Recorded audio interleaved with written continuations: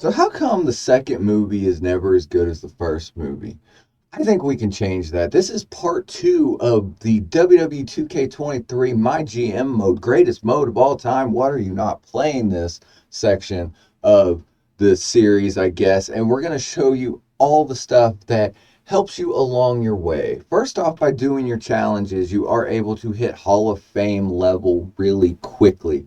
In my several playthroughs, I've been able to hit Hall of Fame level by season 3, on average at season 4 or season 5. But what happens when you beat it? What happens when you get all those Slammy awards? What happens?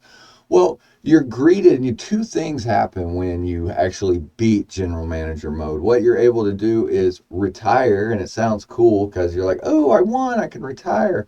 That just closes your save out. So there's no big boom there. It's just you close your save out. Now, congratulations, start over. But you beat general manager mode, you can keep going forever. So once you've beaten general manager mode, you still have challenges to do to go ahead and, collect your perk cards, collect other Hall of Fame trophies that you didn't get. You're always going up in money, and you can just dominate general manager mode for the rest of the time, that's pretty cool. By going through your little, what I call it, a PDA. Does anyone remember those? You can go through and you can see where your other general managers are on what's going on. You can see what perk cards are playing, if anything's been played against you. You can also see what the superstar shakeups are doing. And the superstar shakeups are awesome because some of them can help you and some of them can wreck you. I recommend leaving these on for the most fun and most chaos.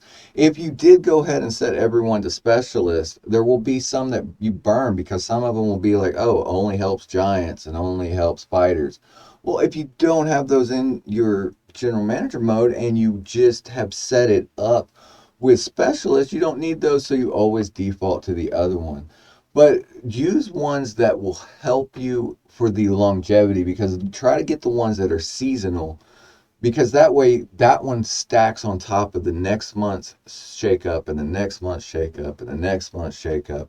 By doing it this way, you're able to have several things going on at once. By saving your perk cards and not blowing them right when you get them, you can stack the deck up so you always have something to play and always have something to do.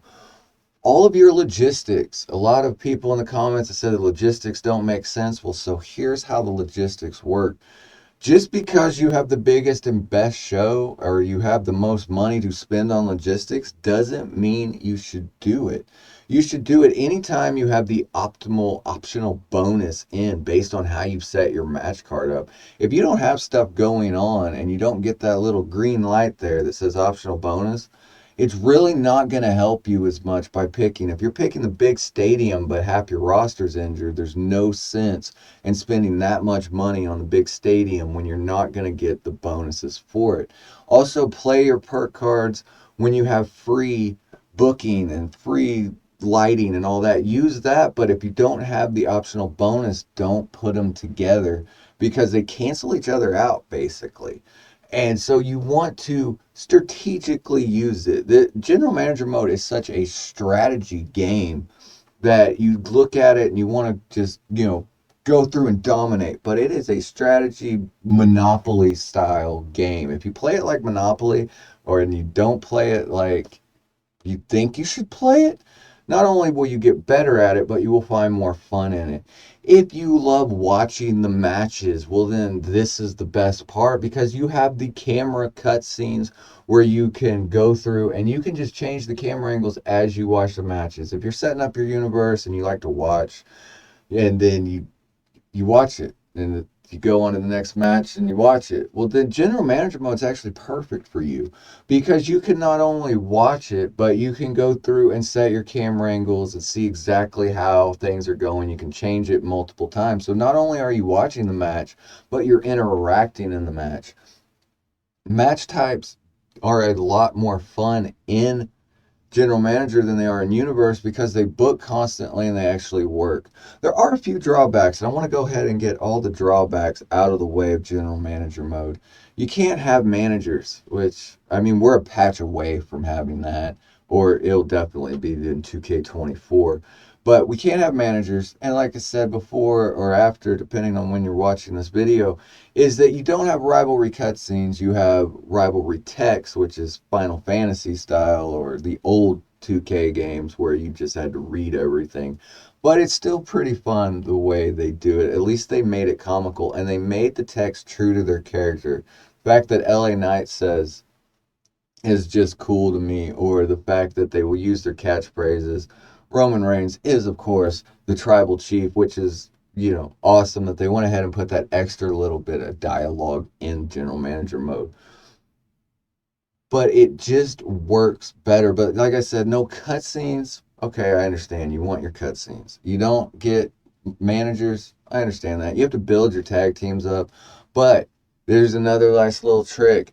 If you set stuff up in play now mode, so when you just your home screen, your main mode, not universe, and you go into your teams and you set your teams up, and then you go through, and if you have any other renders in the game, unlike universe mode, if you have custom renders of, like, I always use the man version of Becky Lynch because I do not like the model that is in 2K23 at all. Gotta have the man version of Becky Lynch. Well, if you set that as her main attire in the play now mode, your regular mode, when you go into general manager mode, that's where it pulls its data from. Whereas universe is separately, and you have to set up everything separate. And even though you have custom renders in the title, divisions, it still will show their old picture. In general manager mode, it actually shows the picture of what you set up. So you can have your custom renders, your custom move sets, they move over.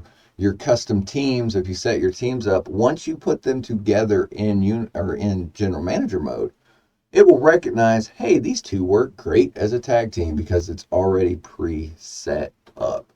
So this is just part 2, a couple tips and tricks of everything, but you want to look out for part 3, because part 3, we're going to completely break this game, and I hope that you will enjoy it and see that general manager mode is worth your time if you're getting bored with just playing universe or superstar mode, career mode, whatever it is. And I mean, no one is playing my faction, right?